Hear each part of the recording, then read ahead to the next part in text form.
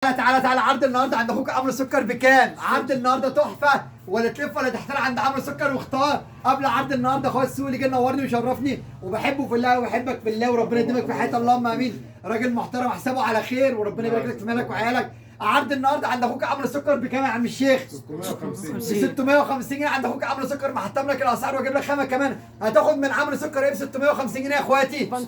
جلابيه وسروال عند اخوك عمرو سكر بكام يا اخواتي؟ 650 جنيه. محطم لك الاسعار وجايب لك خامه كمان. جايب لك تفصيلتين، جايب لك التفصيله السوداني وجايب لك التفصيل البلدي. باين معاك كده يا سكر التفصيله البلدي والتفصيله الايه؟ السوداني.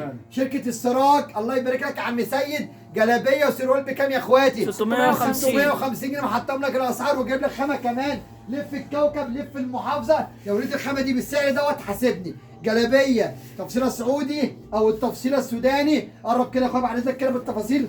جلابيه بكام؟ ب 650 جنيه. جلابيه وسروال.